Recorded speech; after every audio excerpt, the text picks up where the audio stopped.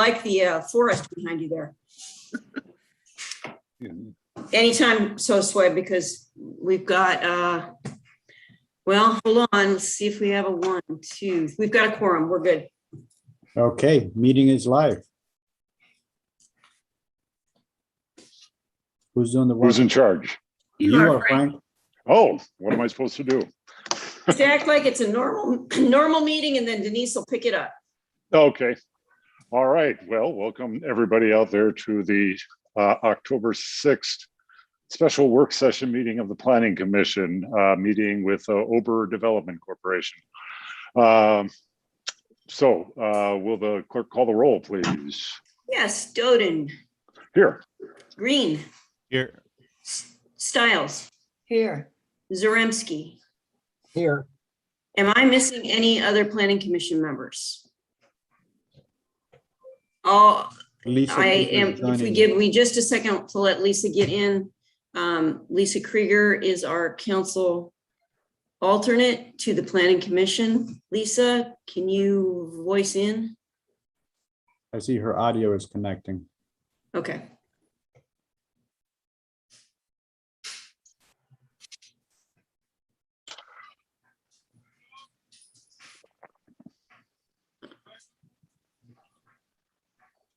Connecting. While she's connecting, also present are planning and zoning administrator Denise Swinger, village solicitor Brianne Parcels, village manager Josue Samaron. I believe public works director Johnny Burns, yes, is on. And Lisa, can you roll call in? Hi, this is Lisa Krieger, Village Council member. Thank you. All right, we are, I believe, all on board. Thank you. All right. So do we have an agenda for this, or am I just turning things over to Denise at this point? You can just turn it over to me. All right, we'll yeah. just do that. Thank you. Yeah, so, sure, because this is a work session. It's not Yeah. a regular meeting. It's really, this is an opportunity for you to look at elements of the preliminary plan and to see what Ober is providing as far as information goes. And then you can ask for or clarifying questions about what more information that you might need, so that they can provide that information in the packet that's going to come to the no regular meeting of Planning Commission in November. So, you know, staff, Josue, Johnny, and I have been meeting with Ober for, gosh, I don't know how long it's been now. It seems like it's been a year, but it's been quite a while. And we're finally at the ends of going back and forth and trying to put in elements of what we felt that the community would want to see. I mean, we've talked a lot about a mixed type of development. The housing needs assessment that was done in 2018 had basically the result of that was we need a variety of types of housing. And I think that you get that in this, from your higher end single family dwellings to doubles, row houses, and also some ability for some affordable housing as well. And we also worked with Ober on having some park area, so walkability. And I don't really need to say much more, because Greg has a presentation that he wants to make, and he can give you the concepts that they have right now for this development. They are applying for a PUD. So with an underlying zoning of residential C, which is the closest zoning that is abutting that property. There's either RA or RC. And for the PUD, we really would need the RC zoning. And Denise, if you could just plot it out a little bit further for the Planning Commission folks to say, for example, November, what you're going to be seeing is a site plan. Then we'll hear for the trajectory that moves out from this work session. So, yeah, so for PUDs, it's a two-step process. It has to go to Planning Commission, obviously, first for the preliminary review. That is where you're going to really get all elements of a level B site plan. In that You'll also be getting an application for rezoning to PUD. If you are, now this is the preliminary plan. So this is really where they come with their proposed concept. You either approve it, you ask for modification to it. You can also deny it, as has happened before. But then it goes on to council. Council has the final say in whether that preliminary plan is approved, not approved, or modified. Based on what they then decide, when they are ready for the final plan, which is when they have everything, their final construction drawings, and they've invested in the storm system and drawings and all that stuff, when they bring that back, council or planning, it doesn't go back to council again, but it goes back to planning commission. And you can't go back and say, oh, we're going to deny it again based on things that council overturned. So if council approved the concept and the final plan doesn't alter or isn't very different from the preliminary plan, and there's some elements in that, like, for example, a building isn't moved more than 10 feet, those kinds of things, if it's the same, then you would have to, as planning commission, accept that. The only way you wouldn't accept it at that point is if there was major changes to it, and then it bumps everything back to a preliminary process again, if that makes sense. Okay. So, Susan. Denise, so this is a preliminary right now? No, No, that'll this be is the a work November session. meeting. This is the work session, and November is the preliminary. Okay, thank you.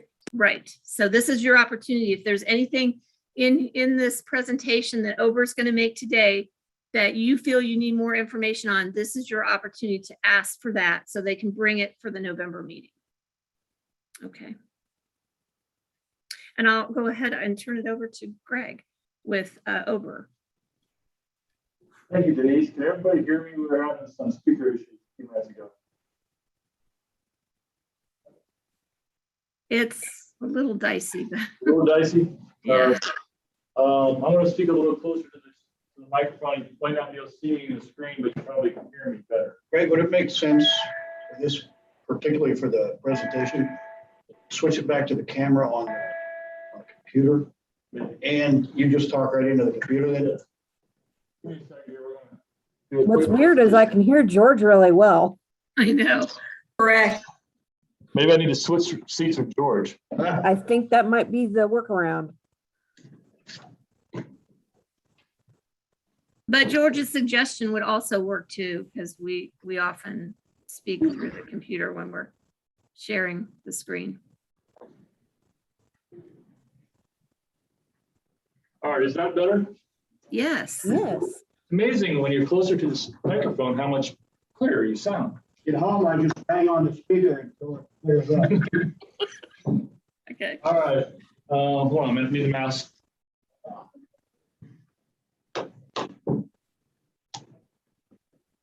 All right, I'm gonna go ahead and share my screen here, so give me a second.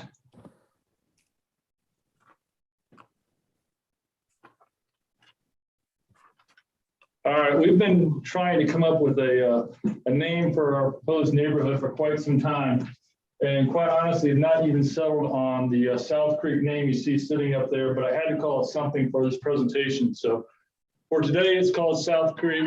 I'm open for recommendations, suggestions, ideas.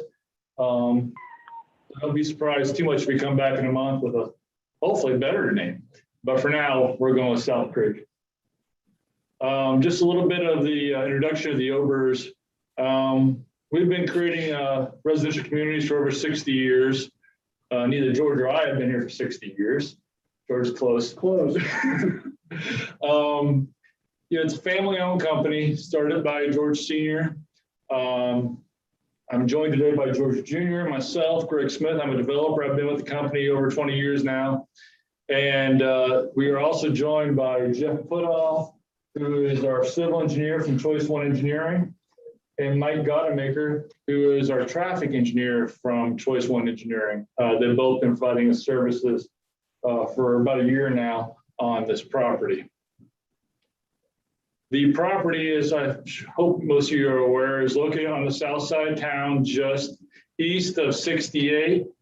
It is just near the terminus of Southgate Avenue and by Spillane Road. I always make sure I pronounce that correctly. Spillane Road and East Hyde Road's intersection there in the south east corner of the property, kind of the area highlighted by red. It is roughly a mile south of downtown Yellow Springs. We think this is a good property for this type of residential development for a number of reasons. One is, we've noticed that Yellow Springs has always had a very strong demand for residential housing. Most likely because it is a desirable place to live. You have a high quality of life there in the community. And I think that folks choose to live in Yellow Springs because they want to take advantage of that neighbor feeling that exists, the sense of community that exists, and the many amenities in the village. We've taken a look at the comp plan and some of the housing studies, and we're looking to present a plan with 30 different floor plans, over 100 possible elevations. We do more of a semi-custom home these days, so we modify our floor plans and elevations quite a bit based on customer demand. So we're not really a cookie cutter builder. We're looking to present 2 different types of duplexes, a townhome product and an area for a future cottage style type affordable housing project. Just to point out, the 2020 comp plan did point this area out for HDR, high density residential. I think our mix kind of provides a large variety of opportunities in that area. Just to kind of go over some of the unique physical features, we do a kind of existing conditions assessment before we start to lay out any community. And I think it's important in this particular instance to point out what some of those features are so the Planning Commission kind of understands how we got to where we got. I don't know if you can see my mouse here, hopefully, but Southgate Road kind of dead ends into the northern part of the site. At the terminus of Southgate is an existing sanitary sewer. It's been there for probably over 60 years now, which kind of comes south into the property and then turns east and goes into Spillane. It was important for us to, preserve and maintain that existing sewers path. So that kind of sets some of the physical constraints for roadways within the community by that path. Other constraints over here on the far west end, kind of highlighted in the red, is a very shallow rock area. Stone in that area is between 4 and 8 feet deep. So it's not ideal for basements. Quite honestly, not ideal for anything that is below 4 or 8 feet deep. So, we've kind of identified that. You'll kind of see how we address that. Up here in the pink area is an area of fill that was probably put there 50, 60 years ago. We're not really sure when, but it is not suitable for building a slab home. It will need to be dug to a point below that 4 feet to get a good footer. So you'll see we'll propose basements and basement construction in that area. Over here to the northeast, we have an area with some topography challenges. Largely, it's just an area that is much higher to the back of the property than the front of the property. And again, we have some creative ideas on how to deal with the topo challenge. And then finally, and certainly not least important, there is a creek that runs along the entire eastern side of the property. We take pride in minimizing our impact on any natural feature in that creek, and the trees along it are obviously one of those natural features. We also have a small grouping of trees in the south corner of the property here. So you kind of see, this is the plan. It's the first shot. Take a look at it, but you'll see how our road pattern follows that sewer line coming down through this area.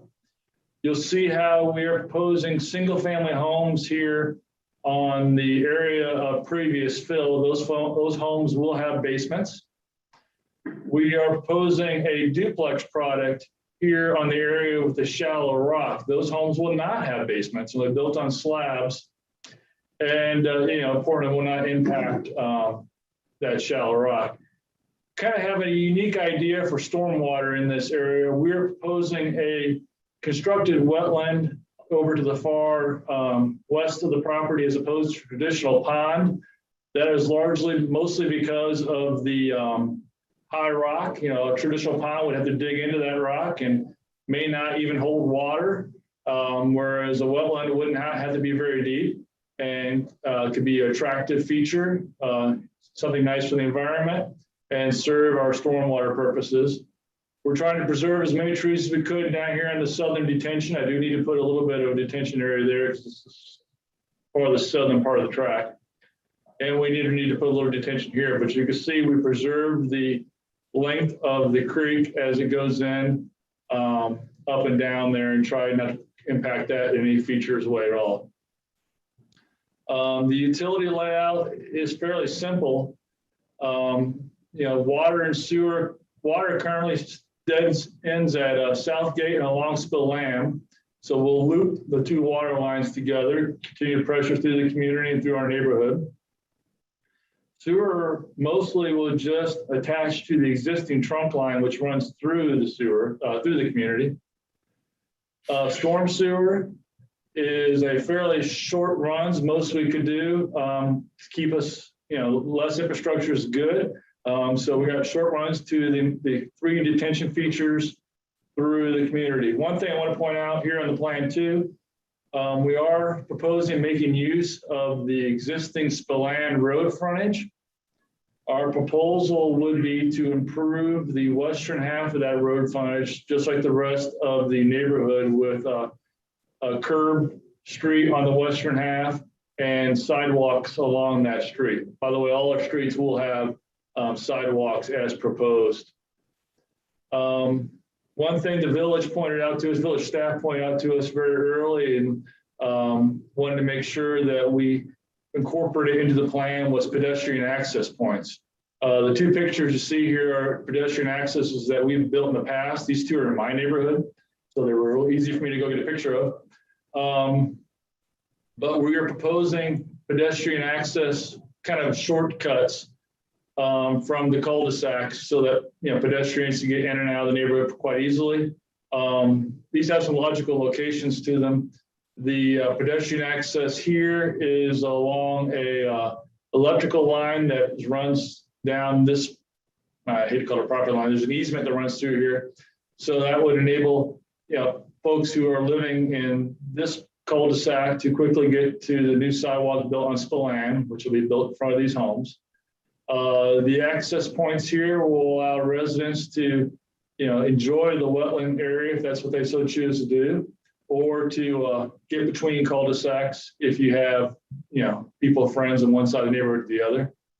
And then we're going to have to work a little bit on this one to the north, but the goal would be to get an access point to the multi-purpose trail that runs along the highway there.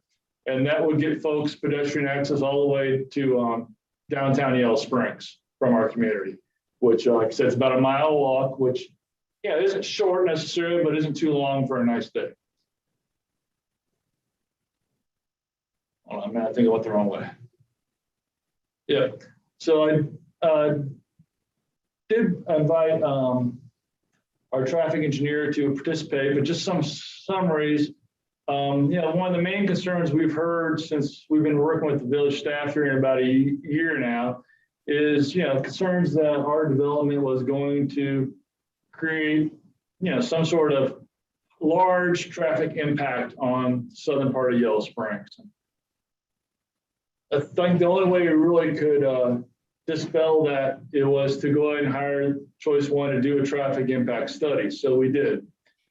That study looked at the plan you just shared with you there and found that plan would generate about 1,403 trips per typical weekday. And you can see about 100 of those during the AM peak hour, and about 130 during the PM peak hour. They also found that that delay, that additional homes, additional trips would create a total delay at the intersection of 9 seconds in the worst case scenario. So largely what the traffic study, I'll let Mike elaborate if anybody's got specific questions, found was that this area of Yellow Springs does not currently have a traffic issue and will not have a traffic issue after we're done developing in year 2032. It's very well served by 68 and by the multiple ways in and out of this neighborhood. And because it's very well served and because traffic can disperse in multiple different directions, they did a warrant study on those intersections and found that our development wouldn't even trigger any additional warrants for additional improvements, and that additional warrants aren't supposed to be, wouldn't be anticipated to be developed even with, you know, addition of background traffic. And just also kind of wanted to put out that, you know, this neighborhood is actually a very good place for folks who live and work in the community. The traffic study pointed out that there is over 1,500 jobs within the village within a mile of this neighborhood. So, yeah, Yellow Springs is a great area in that, you know, you have opportunities to live there, you have opportunities to work there, you know, go to school there. It is a complete village, which is very unique for something its size. And then kind of Denise touched on this a little bit, but I do want to point out a little bit more about the variety of housing types we offer. So Ober is a very unique developer. Many developers specialize in a particular development product and then offer that over a very large region. Here at the Ober companies, we offer a large variety of products and development styles, but in a pretty small region. I pride myself in being able to sleep at home most every night. You know, Yellow Springs is only, what, 20 minutes from George's house, right? So, you know, we don't necessarily serve a large region. Instead, we serve a very small region with a large number of products. And we're offering those products here in this particular development. So going from the single family homes, we have 2 areas of single family homes that kind of went over before. This area here is kind of restricted and really couldn't do anything but single family homes with basements. This area here has a little bit of flexibility, but we still think that product makes the most sense in that location. We are offering 2 types of duplex units, and this is part of our discussion with the village and offering a variety of housing options. The cul-de-sac to the north there will be a 2-bedroom duplex with a 1 bath. And the cul-de-sac to the south will be a 3-bedroom duplex unit with 2 baths. And the idea is those be different price points. It may serve the same spectrum of the population, but largely folks with different incomes could you know, buy a different product in the community. And maybe folks with higher income just want a smaller home could also buy into the community. The townhomes, those were something we thought about long and hard and how to deal with the elevation change. So I'll show you the elevation here in a little bit, but these are a product where the main living level is on the 2nd floor. And the purpose of that would be because the elevation is so much higher in the rear yard that we could have a deck to come off the 2nd floor, you know, and use up some of that elevation change. And the residents of the townhomes, then their main living level will be at grade off the rear of the home, and the front of the home will have the garage access kind of in the basement. And then there's all the village control cottage homes. So this area was under a lot of discussion between us, village staff, and some of the folks we've talked to in the community. And, you know, we understand and are supportive of the desire to do some affordable housing mixed into the community. I think that makes a lot of sense. But how to exactly get that done was a lot of discussion. So where we're proposing at this point in time is we will donate this area of property to the village and support the village in their pursuit of an affordable housing effort on that land. And I do believe the village has talked about doing more of a cottage style effort in that area. And then here's some of our elevations. So the two duplexes to the on top are the 3-bedroom duplexes. We are currently building this product in Centerville. That's one reason why these drawings have been so well developed, because this product is something we currently offer. The product to the below that, to the right, with a 1-car garage, those would be the 2-bedroom duplexes. They'll have the same look as the 3-bedroom duplexes. We're going to use the same stone, the same siding, the same colors. From the outside, you really won't notice much difference other than the 1-car garage opposed to 2-car garage. And I guess instead of having a double window at the front there, they'll have a single window. They're just smaller of the same thing, essentially. But they'll have the same materials and, you know, the same exterior look is the intent. We're just trying to offer it at a little bit less of a price point to give smaller families, or in many cases, single individuals, an opportunity to live in the community. And like I said, they'll be in the same community. The townhomes, we're still working on a little bit. These probably won't be offered until a future phase. But to kind of give you an idea of where we're going with that, there'll be the first floor will have the garage and a door entry into the front with a small little porch. The main living quarters will be on the 2nd floor, which off the back will have the deck, which goes into the hill, which kind of comes down into the property. And then, of course, the bedrooms will be on the 3rd floor.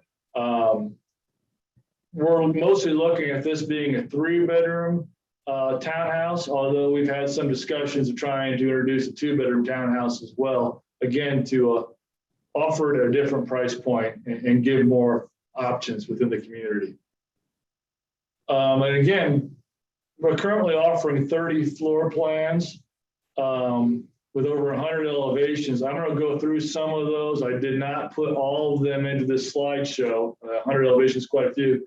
But I do want to emphasize that, you know, we are very flexible when it comes to floor plans these days. We have our own in-house drafts person. She's very creative and solves problems for folks every day and what they might want in their home. We also, you know, mix and match colors and stones and bricks. And by doing so, rarely have very many homes that look very much alike in our communities these days. Even we'll do exterior modifications. Mike Ober built one in Bellbrook a couple of years ago. I'm very fond of it. It got a side porch, just something that we worked out with the buyer. So these are just some of the options we're currently offering, and we'll continue to offer it there in Yellow Springs. And like I said, we'll add to this as home offerings get developed by our in-house drafts person, and make modifications as our buyers so desire. And then with that, I'm going to just kind of wrap up, I suppose, give the commission a chance to ask any questions. We're excited to finally present this, and if all goes well, we hope to be under construction in the spring and be selling homes in early summer of next year.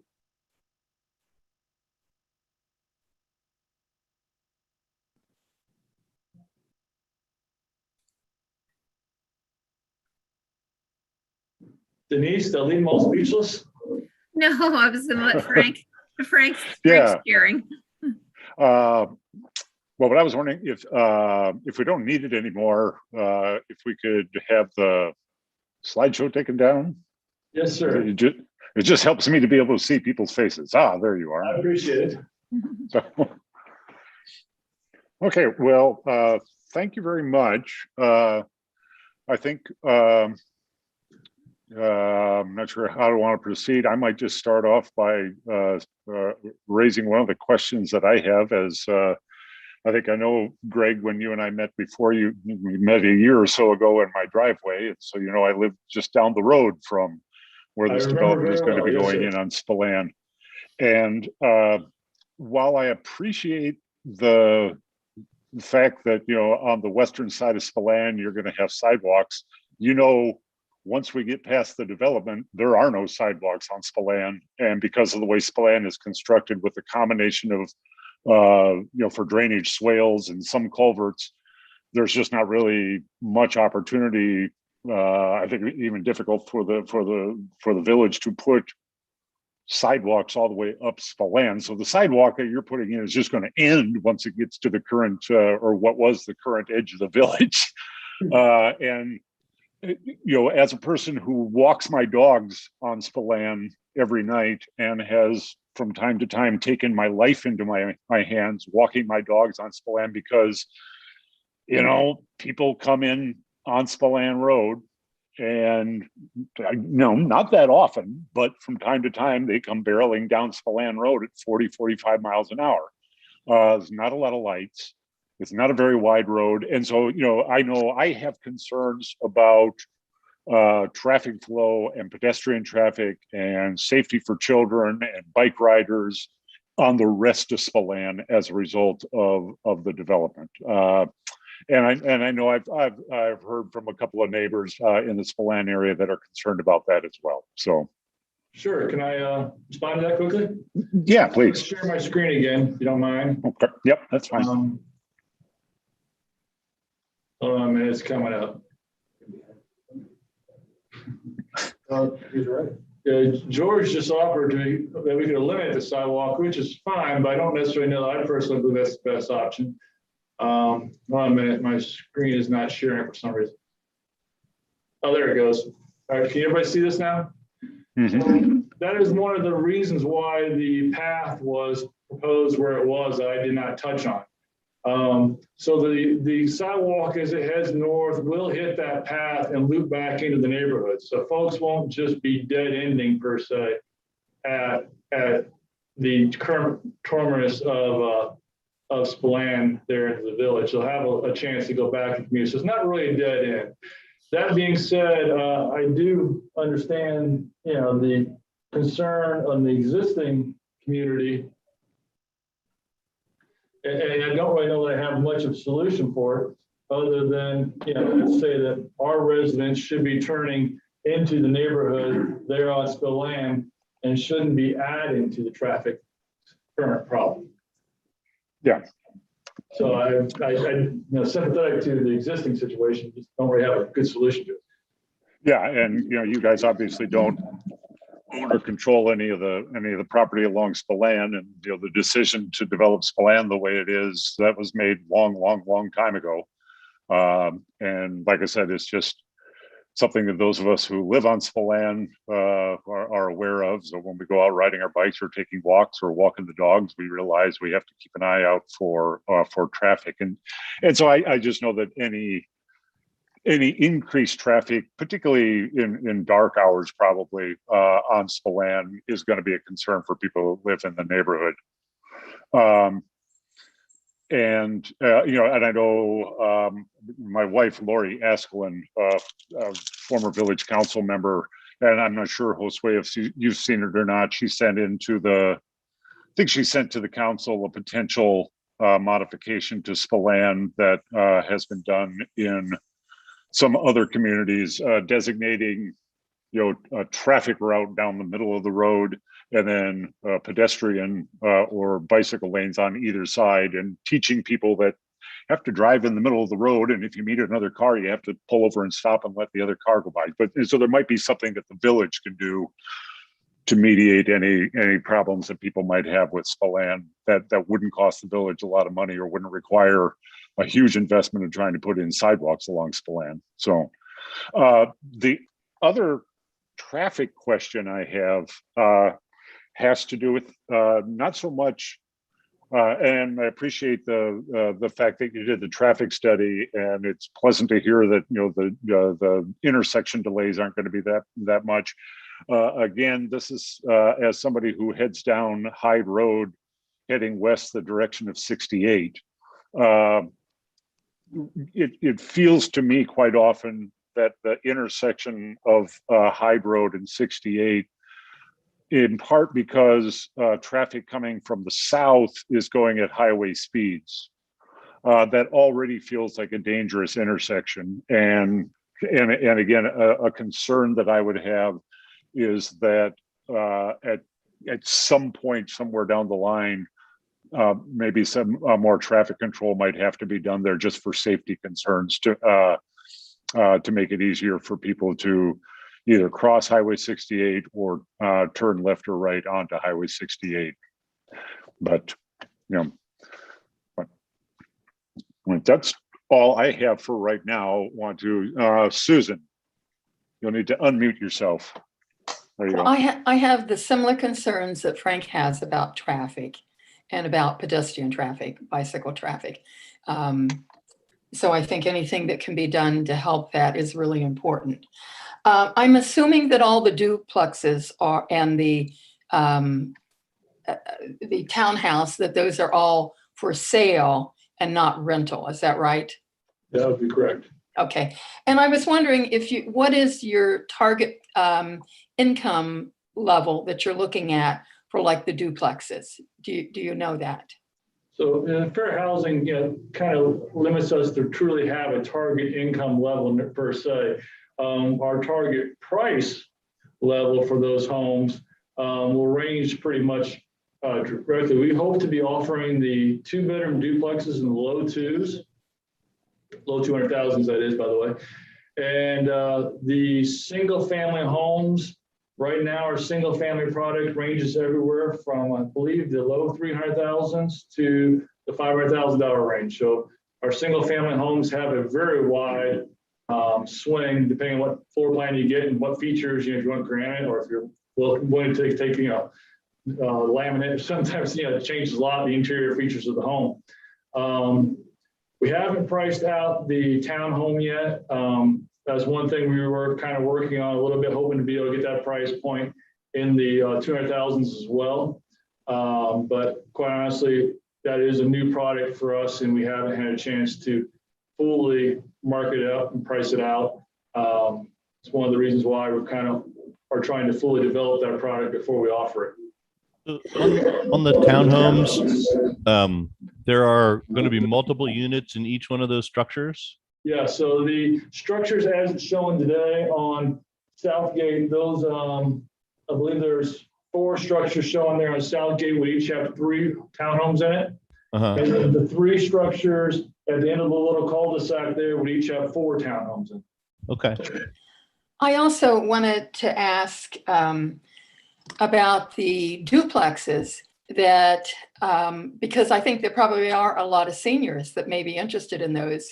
And will they be accessible? Will you have wide enough doorways so that if anybody is ever in a wheelchair, that they can actually get into the bathroom, get into the different rooms? That is a fabulous question. The answer is yes. They will not be fully acceptable upon construction, but they will have the hallways and doorways and entrances that are.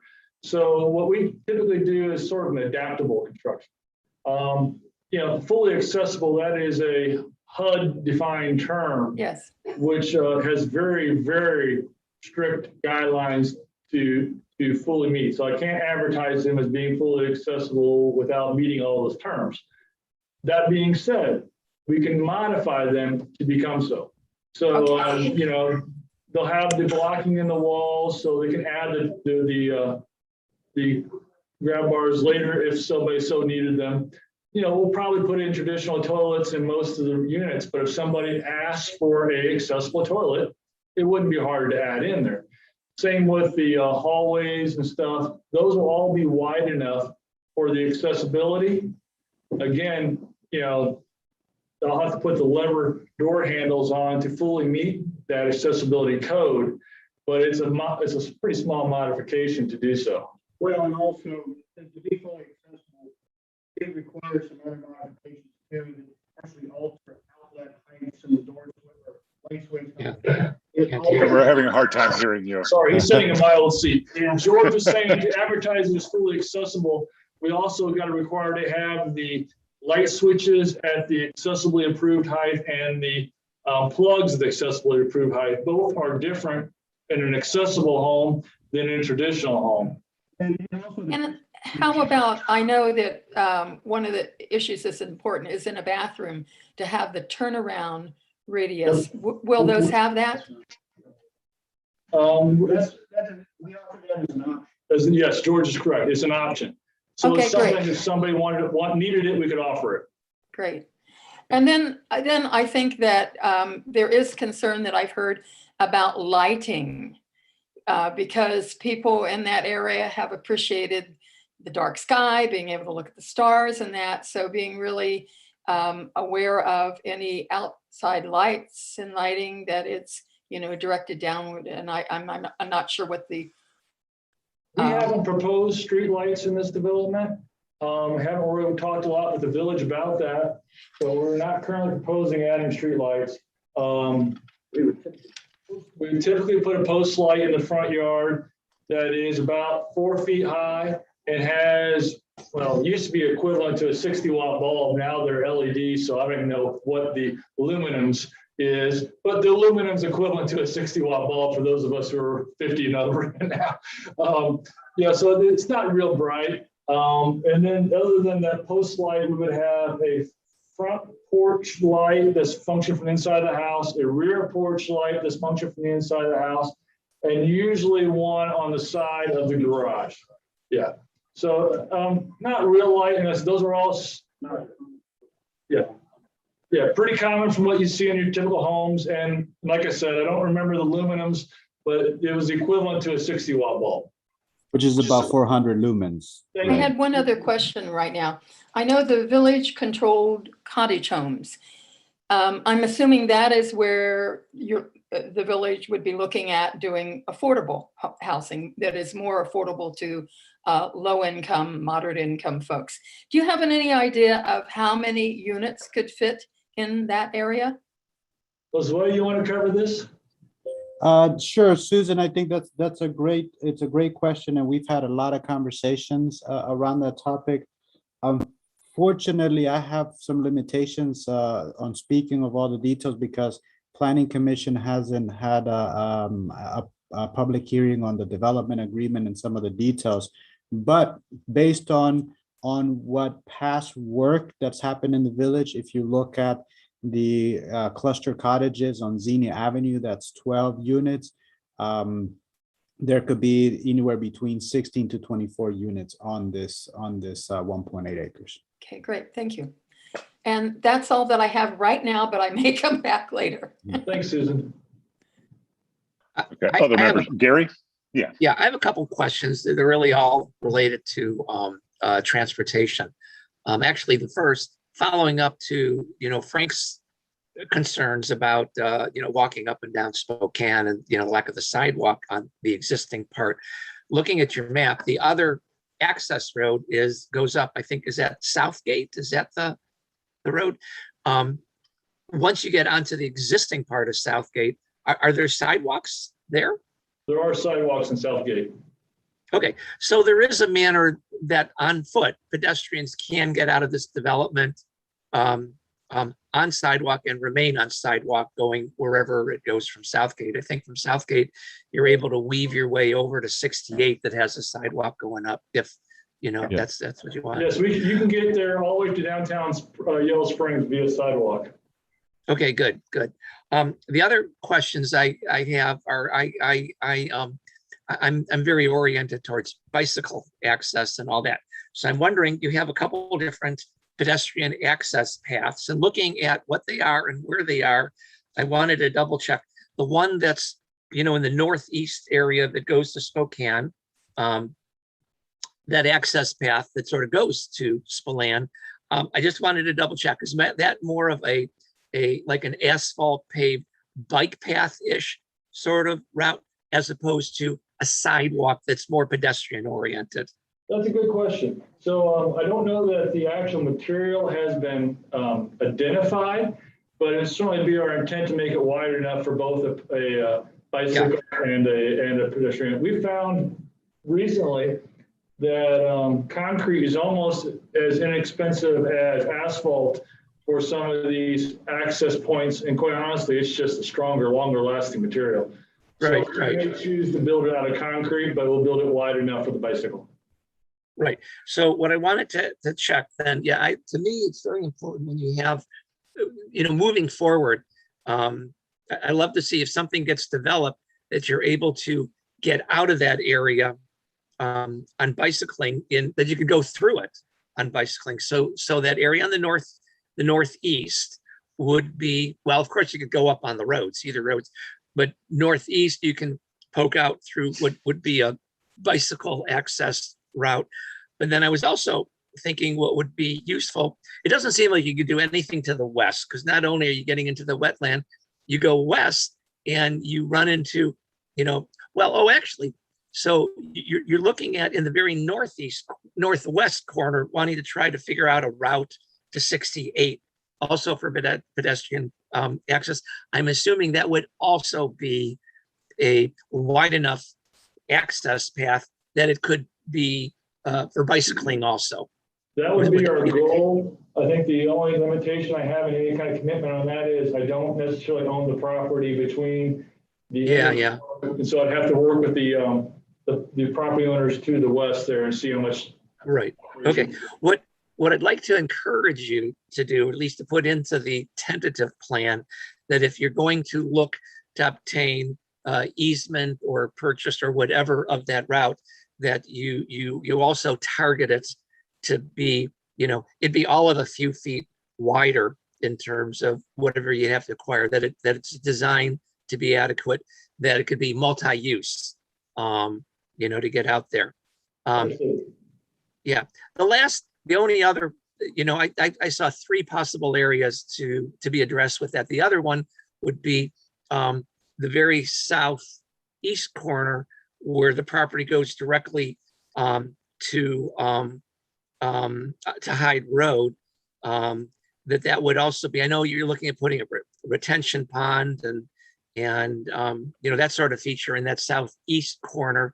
That would also be a nice spot to have some sort of, once again, narrow multi-use access from in the development that would go down to Hyde Road, and could even skirt, the retention pond, which it's just a nice feature for people to walk past, ride around, and whatever. But once again, in general, I like to look at these things in terms of can we put in a reasonable amount of multi-path access for non-motorized vehicle use, whether it's pedestrian, bicycle, whatever. I think that really adds to the I don't know what the right word, makes the whole package nicer, and geared towards what everybody's moving forward to wanting to see in developments and communities and all that.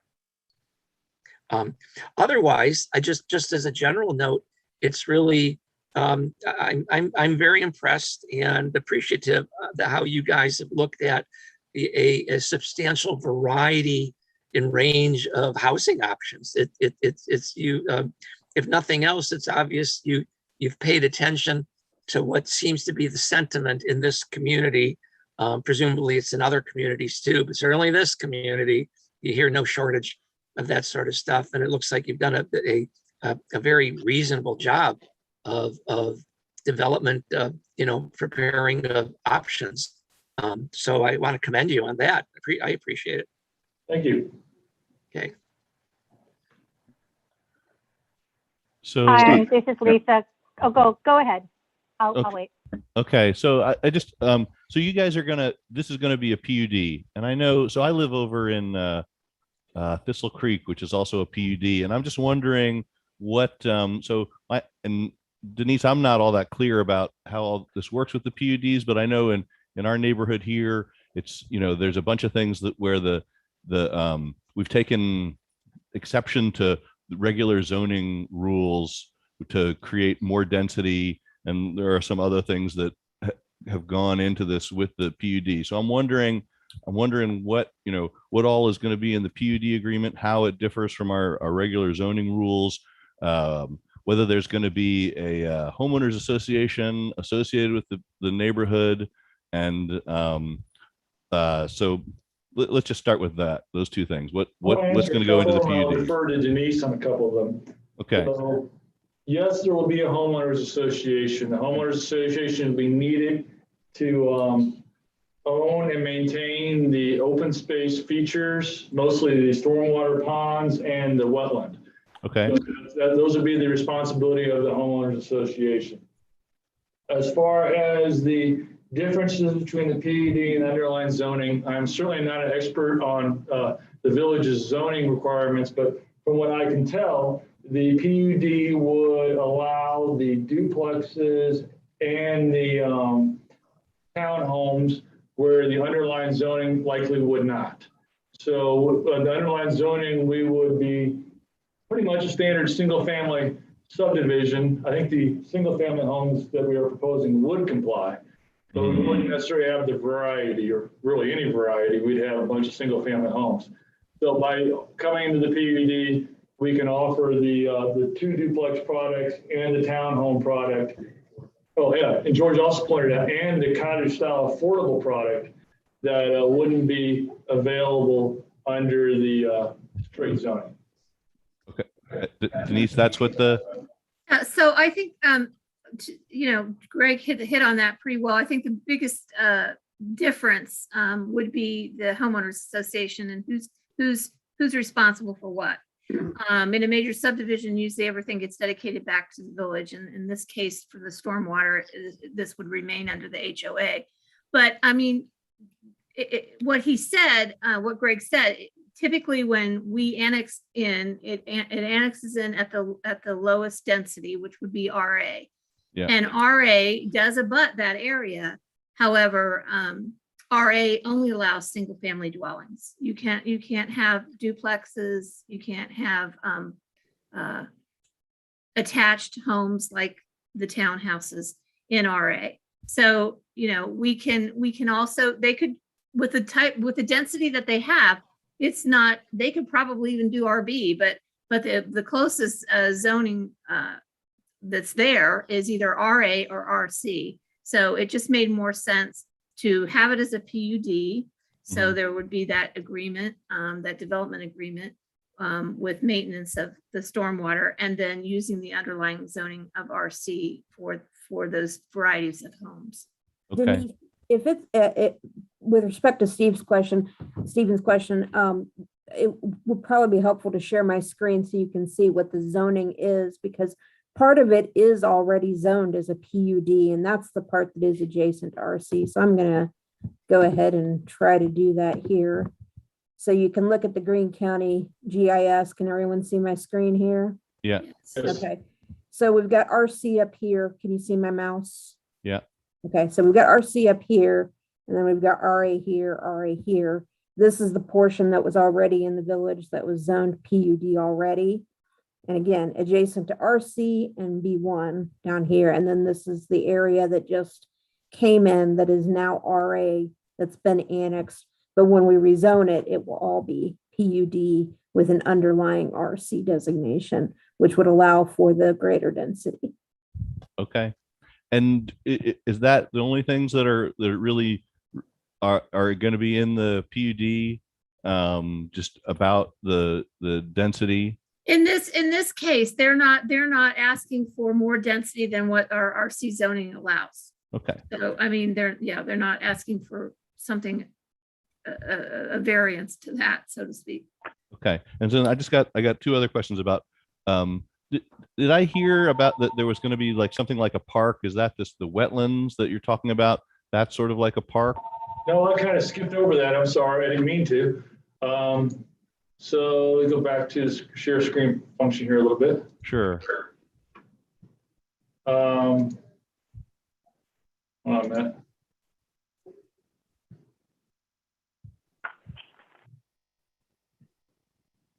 It's coming up here, just moving slow. So anyway, along the northern end, there is a creek which runs north-south, but then it kind of jerks over to the east and runs into Spillane. And of course, my screen is not sharing for whatever reason. Greg, go back a couple slides. Hit your arrow to go back. There you go. Excellent. So you see this creek right here. Yeah. This creek is existing and we don't want to impact any more than we have to. We're impacting a little bit with the expansion of Spillane, but I mean Spillane, Southgate, I'm sorry. Right. But Southgate's kind of, it's already going the same direction. I can't change its route. So we're stopping our impact right here. Yeah. That leaves about an acre, 0.9 acres of space, which is on the north corner of the community. We could put a lot or two up there, but we thought the better use of that space was a park.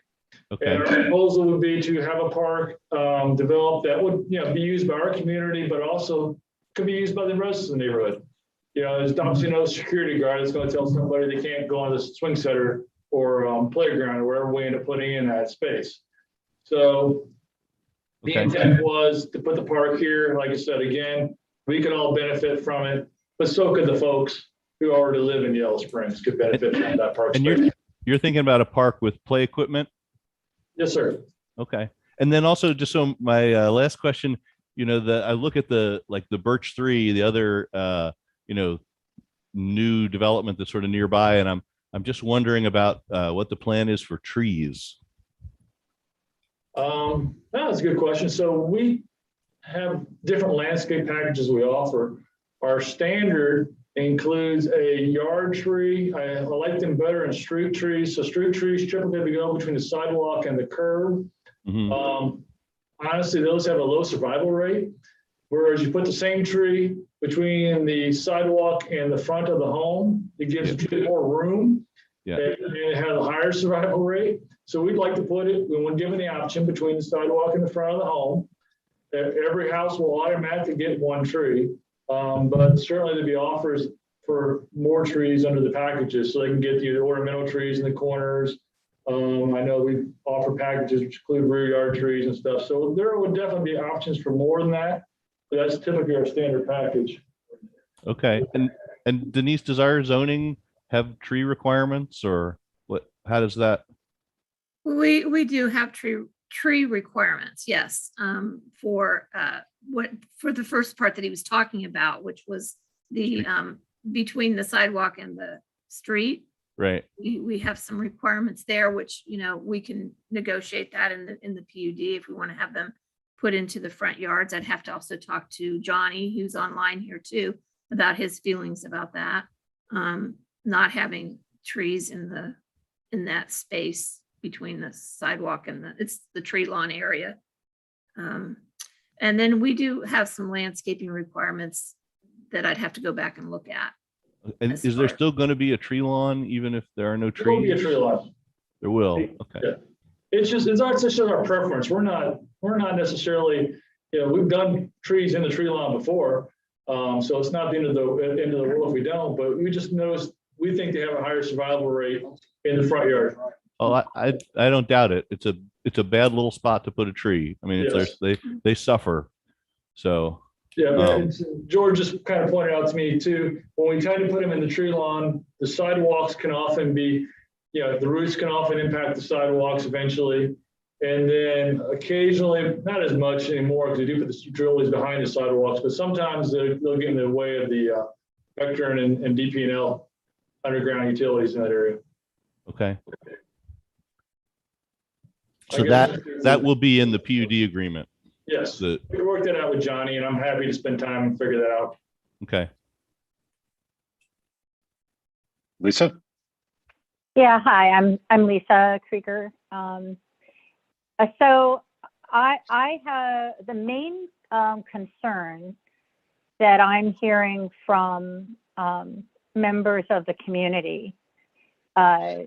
You addressed, I guess, with the traffic flow analysis, and I noted that you said that there wasn't, you didn't see that there was a traffic issue, but that that's just the noise I'm hearing the most from a lot of people, and particularly asking if there was consideration to have a way in and out of the property directly to 68. And I was going to ask that question a few minutes ago, but then now I think you maybe answered it when you said that you wanted to preserve that creek and that park area, which seems like perhaps the place that access might have been. So I'm wondering if you did take a look at that and consider a way to plug directly out to 68. So staff did pass that concern on to us. Let me say by first, we don't own the property between this site and 68. So any connection would have to be through property we do not control. That being said, you know, for a number of reasons, even if we did control, we would support it, or at least internally here, largely because A, we would have to cross that creek and we don't really want to impact the creek. B, we think it would actually increase the traffic problems. You know, we don't really see our neighborhood as a highly desirable cut through area the way it's laid out now. If we connected to 68, we would foresee some folks choosing to use that new connection as a new cut through our community and then through the rest of the neighborhood to the north. You know, right now it just doesn't save anybody any time to come through this neighborhood who doesn't have a reason to be there. Whereas if the connection to 68 were to be created, that would not be the case. They wouldn't be saving time by cutting through the neighborhood. So we largely are not hoping for support. Also, realistically, we really like the quietness of this area and want to encourage it to remain that way. And think that our little neighborhood connections here we're proposing will do so. Thank you. That's a really helpful response. And, you know, that does make sense to me. You know, that there's both that would increase traffic and also there's a environmental impact. So thank you. I also want to echo what a few others have said about an appreciation of the mix of types of buildings that are in this plan.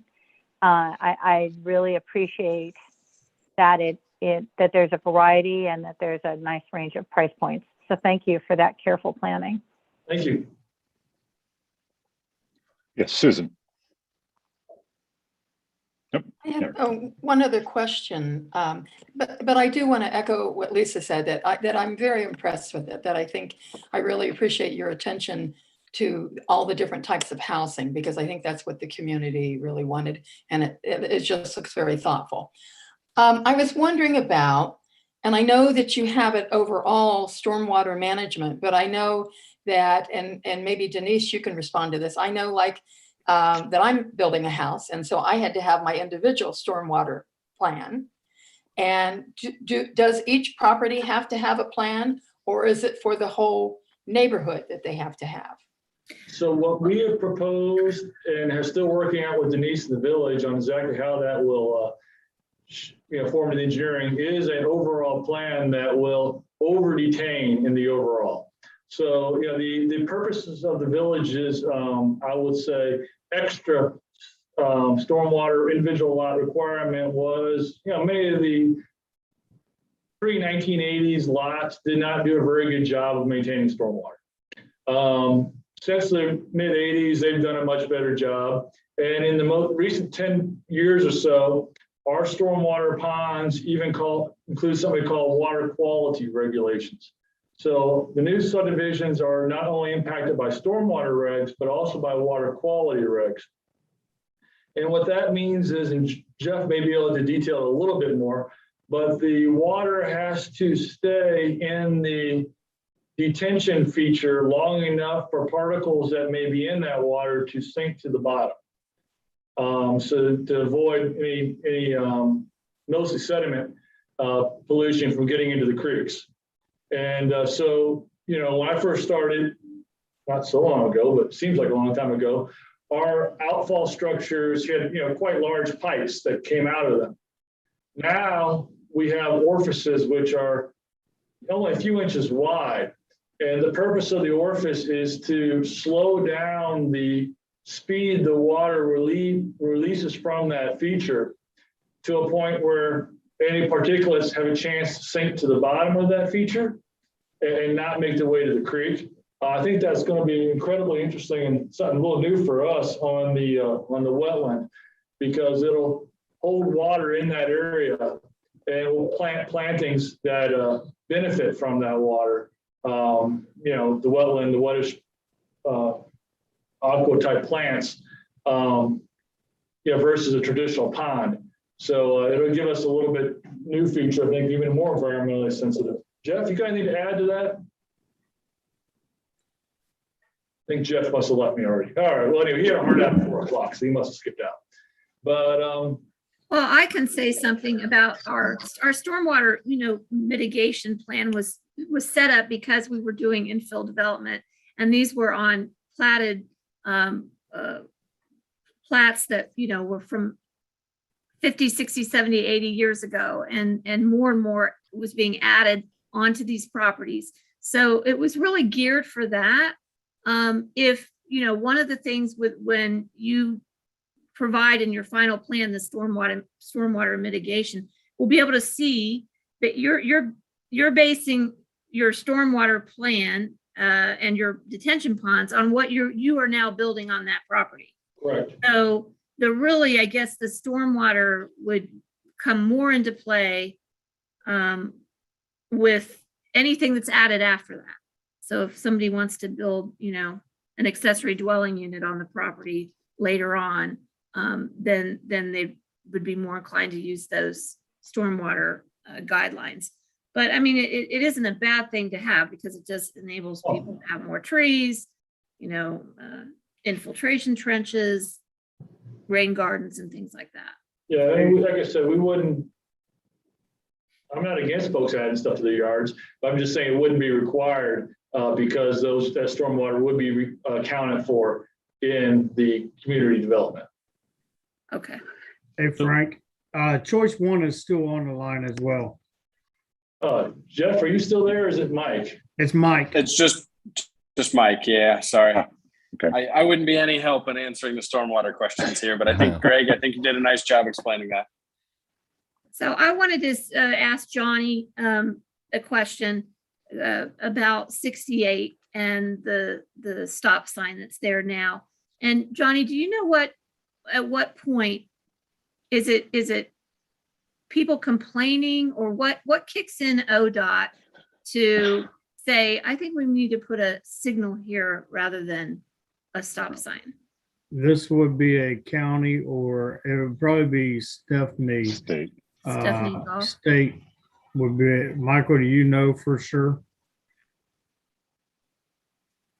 Yeah, so you're right. It would be definitely in the state between the two. And what would really trigger a signal to be warranted there would be the traffic volumes. So you would just need to do a traffic count out there, which that intersection wasn't part of this particular study, but yeah, if you did a traffic count out there, you would be able to get an idea of when a signal might be warranted.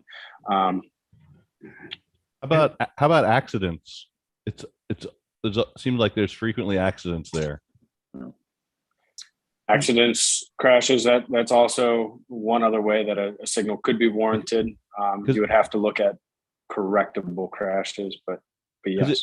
It's deceptive. It's not actually a right angle, and so you kind of think that it is, and you don't tend to look far enough over towards the south where people are actually driving very fast. And when you're coming from the west on Hyde, so you're coming up to 68 from the west, the visibility to the north is very limited. And in part that's because of the trees that are growing on the farm along there. But again, people are speeding up to leave town. And again, can make some hairy encounters out there. So that just sort of that corner is an ongoing concern, just even without a development down there, I think, actually. So can you let us know when you do the traffic study so we can drive through there repeatedly? Yeah, more traffic always helps. Do any members of the Planning Commission have any other questions, or Denise, anything else that you want to add before we get it around to, because I've written down a couple of things that I'm going to ask about that they may, which I assume are probably going to be included in the packet that we get for the November meeting anyway, but I just want to make sure. But any Yeah, other that's questions? what, that I just, that's all I need is to know, and as does Ober, what you would like to see in the packet. Okay, I'll just go ahead and start, and then again, we'll take it around for members of the Planning Commission if there's anything that you want to make sure that gets included in the packet that we get for the November meeting. I'm glad Steve brought it up. I'd like to see details about the homeowners association and what's going to be included in the homeowners association. As much detail as I can get about that, and I'm just saying that as a person who's very skeptical of homeowners associations. And so I want to see as many details as I can about the homeowners association agreement. And I presume, will we get the entirety of the traffic study that has been done? Yes, it's already been submitted to the city. Okay. Or village, I'm sorry. Okay. And then, of course, as many details as you can give us for, and you've already spoken to some of it already, price ranges for the different type of housing that's going to be available.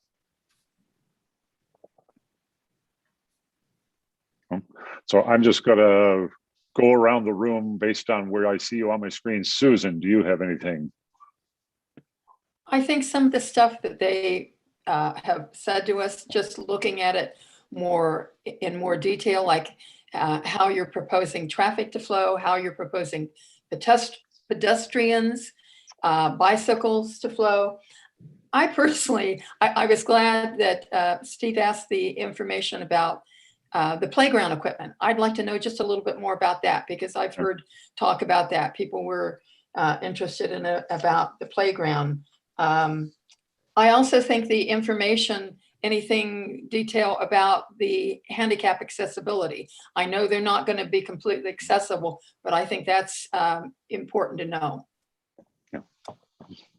And that's all I have right now. Yeah, and I like your idea about, and I think that might help as far as Ober's presentation in the November meeting, just giving us visual representations of that is perhaps stemming from the traffic study, but also from your indications about pedestrian traffic, where people are going to go, whether they're in cars, bicycles, or on foot, and how people will move through this development. I think that's because I think that's going to be a big concern amongst the public. So any additional information you can provide for that, especially visual information, I think will be helpful to people. So thank you, Susan. Steve. I think you guys did a great job of answering our questions. I would just like to see as many details in the PUD information as possible, just to see it, just to make sure that not that there's anything bad, but I know that our PUD over here has just some quirky things, and I'm just about what you can park where and for how long and that kind of stuff. I mean, it goes beyond just the density, and so I'm just that's all I'm concerned about. And also I'd like to understand more about what the plan is about trees, just because I think it makes it look more established. And I think your instincts are right. Trees are going to be a big concern. So Gary. Yeah, I just thought of something else having to do with that playground area. So will that playground be the responsibility of the homeowners group, or will it be like handed off to the village and become more of a village, a park and rec type of responsibility? Who will deal with maintenance of it and all? The other thing that just struck me that I assume, or at least ought to be in the plan, with the playground there needs to be a little bit of, I guess, parking spots there. just because, not everybody's going to just walk to the playground. And if you have a couple parking spots, I can then jump to my reoccurring theme, make sure to have a couple bike parking, a little bit of bike parking infrastructure, inverted U bike racks. And Yeah. I'm getting a smile from the other planning commission members. I'm very predictable, or becoming very predictable on this general topic. So we haven't talked to the village staff about it, but we would be in favor of donating the park to the community. But that would be something I have to work out with Johnny and the manager and make sure something they'd be willing to accept from us. Yeah, okay. Johnny has a comment to make, Frank. Well, I have a bunch, so I'll let the planning commission go first because I got a bunch of follow-up questions as well. I think, Lisa, do you have anything else? I also really think it will be important to talk about people flow and pedestrian and bike flow. I also wonder if one example might be a safe route to school. Presumably we'll want to have families there, right? So I would, if I was thinking about it and I had kids. The other thing I wonder, and maybe this is getting too far in the weeds, if at the park it would be wise to have an emergency alarm, like we have on college campuses, so someone could call for help, and or an AED device that would be accessible to people in the neighborhood in the case of an emergency. I'm the nurse, so I think about that.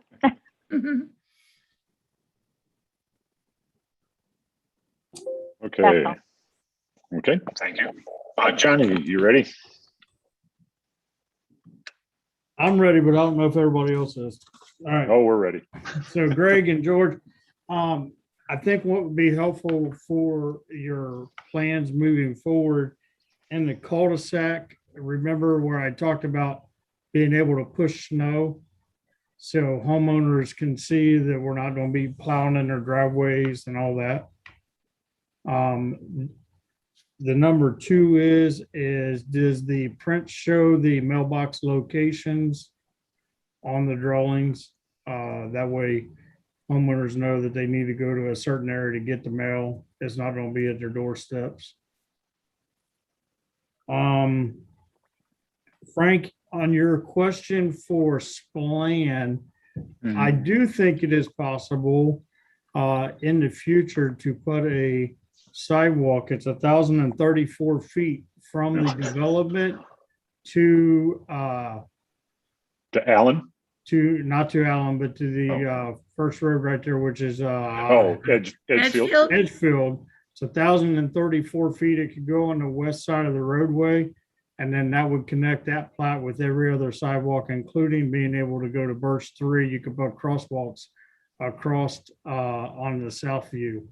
So I do think it is a possibility. Concrete versus blacktop for the walking paths. Greg and George, do you know how wide the walking paths in the back of the properties would be?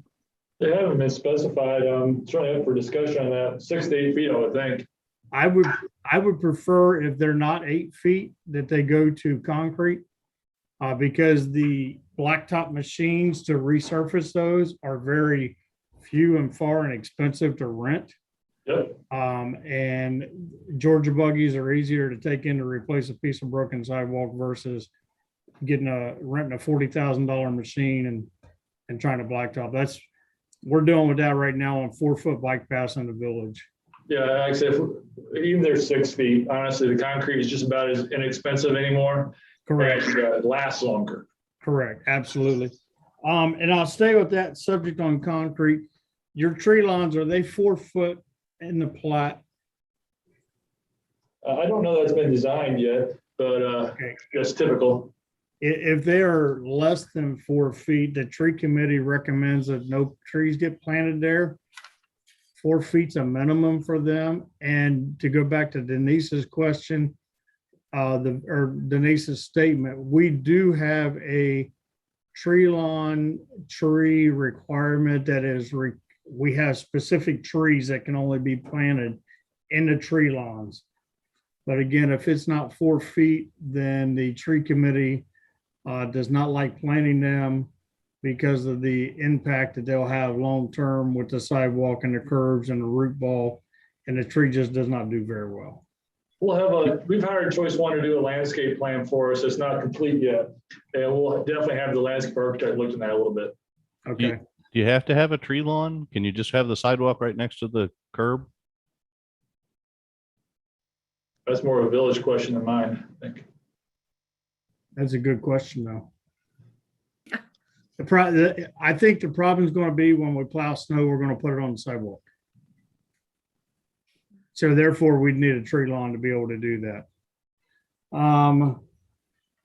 Playground versus the park and the parking, that has on-street parking out front of it. And if we create another little parking lot, it's just more stuff for us to take care of later. If we have on-street parking there by the park, it's less blacktop and people can just park on the street and walk into the park. I agree with bike parking. We're a walkable, bicycle community, and people in that plat and people around that plat, if they're going to the park, they're going to walk. So I would think that a parking lot would not be the best, but maybe some bicycle parking. I wrote it down prior to the Greg explaining it, but 68, I believe, if you bring a road into 68, which I know you don't own it, so don't come through the screen on me. I think it will cause a detriment to that plat because people are going to cut in there versus go down to the Dollar General or go to Hyde to cut through to go to all the other plats. I think having this plat tucked in the corner like it is, the traffic is not going to be as bad because when you leave these plats, you're going to leave and go somewhere else versus being a cut through. Stormwater, I think the plat is being designed with the new regulations, and instead of it being the 100-year floodplain, it's more like 2 times a year floods that we have nowadays. So stormwater should not be an issue, Susan. The stormwater regulations that we put in effect is for the older plats. But with that being said, if people do additions or add on to these, that is when we will probably as a village say, what kind of trees are you planting? What kind of water barrels are you using? And that's all I got. Thank you, Johnny. I appreciate it. I made a list and I'll be sure to incorporate those things. Okay. On the playground, so I just want to add to the playground. I'm in support of the parking piece. I think that will be an issue, and this park will very much play a neighborhood park feel. So neighborhood kids are going to use it. On the donating the park or dedicating the park and donating it to us, we will be in favor of that approach. Obviously, anything that we would accept would be contingent upon approval of council. But sure. I think that is the best approach. Well, it's certainly something we'd like to do. So donate the park. Yeah, benefits both neighborhoods. Yeah. We've done that before, and it's actually come up very well for us. So, Susan, did you have an additional question? Nope. Sorry, I just had a quick question. When you get a sec. Go ahead, Judy. The question was the path that you showed going along Spillane at the eastern edge of the development. Am I correct? You showed a walking path? And that was the question, was that it just terminated at Hyde Road? Frank, that was your concern about that path? Oh, yeah, that I think there was going to be a sidewalk along on the western side of Spillane that, you know, presumably, I mean, I'm trying to remember from the drawing, that basically went from Hyde up to what is, you know, just to the end of their property. Yeah, the end of their property, what used to be the end of the village, but isn't anymore. Okay. So the suggestion that I would make to over a group about that is that everyone is still thinking about dog walking, biking, walking in the road. And so if that is widened and made as a this is the new place that you bike and walk your dog, then that removes the danger element from at least that section of concern. I realize it leaves other areas, but it would resolve the Spillane issue. Or at least part of it, yeah. Susan? I had I guess, a comment and a question. The question is, does that creek actually have a name? Not that we can find. Okay, because when I first saw the South Creek, heard you say South Creek, I guess it kind of did not appeal to me because it didn't sound distinctively Yellow Springs. In fact, it sounded like Beaver Creek because so many of their things have creek in it. So I thought if you're reworking it, maybe just think of the things in Yellow Springs, the names that we have, our history, founders' names, and think of, something like that in it. I appreciate that, certainly. Yeah, give the creek a name, a good name. Like I said, I was kind of under pressure. I was sitting making this presentation last week. I'm like, we need a community name, so I just threw something on a slide. But how about Frank's Creek? I was about to suggest that. You read my mind. Sounds like the Netflix show. What's that called? Something else. Creek. Oh yeah. Frank, I got one more thing. Yeah. The comment was talked about speed on Spillane going towards Hyde or from Hyde coming to the edge of the village. I truly think, and I'm not a traffic engineer, but as soon as you put sidewalk and you put houses right there, when you turn off of Hyde on the Spillane, you already know you're in a residential neighborhood. And I think you're going to see that the speeds are going to reduce versus what it is now. As soon as you get past it, it's open the throttle for a quarter mile and hope you stop at the end of it. Yeah, no, that's a good point. I mean, because currently, people are just kind of barreling into town. I think it has helped just to have the stop sign down there on Spillane at what is it? Southview there. Yeah. Yep. All right. Anything else anybody has? Well, just a name to think about. Just because we had the unveiling of the Willingant statue, who was a former enslaved person and had owned a lot of property in Yellow Springs, Wheeling Creek or Willingant or something. I mean, that would be a wonderful. How do you spell his last name? Gaunt. Willingant. Thank you. What I was going to suggest is I just sent the text or a chat, more geographic because it's Hyde Road there. So maybe Hyde Creek, and this could be the Hyde Creek development, just as a thought. But there's a couple of little ideas. I like that idea. Okay. We'll definitely run past our marketing folks. I don't get to make that decision in a vacuum here. So I remember seeing a comedian years ago who commented that they lived in one of those developments where all the streets are named after the trees that used to grow there.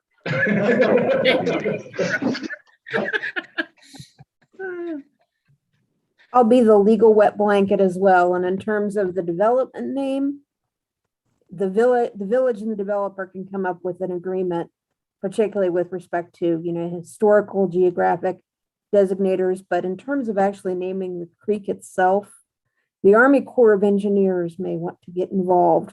And in fact, there is a geographical proximity case where this just recently happened. I think it was in 2020 with Coyote Creek and the Mud Run Conservancy. So I'll look into the details about how they went about that. If we actually want to name the creek itself, that could be a lot more involved process separate from going through the planning commission. Yeah. Appreciate that. George and Greg, we're happy to work with you on naming of a development. Appreciate it. I've got a couple ideas. Well, if you send them to me, I'll definitely get them incorporated. Yeah. Like a good Aniokin. I have opinions about everything. All right. Do we have anything else, or are we content at this point? We appreciate all the input. Very much so. Okay. We're set for then, the meeting in November would be on the 9th. November the 9th. Thank you. At 7 o'clock? Yes, and we're still meeting via Zoom. He is in, okay. I don't know if that'll change by November. I don't know. Hey, if you can predict that, you'd be making a whole lot more money than you make now. Right? All right, I guess, do we need to officially adjourn? All right, I'll make a motion that we adjourn this work session. Is there a second? I Second, second it. Will the clerk call the roll, please? Oh, just all those in favor say aye. aye. Aye. Thank you. That takes care of it. Thank you, everybody, for your help. Thanks, everybody. All right, thank you, everyone. Thank you. Bye. Bye. Bye.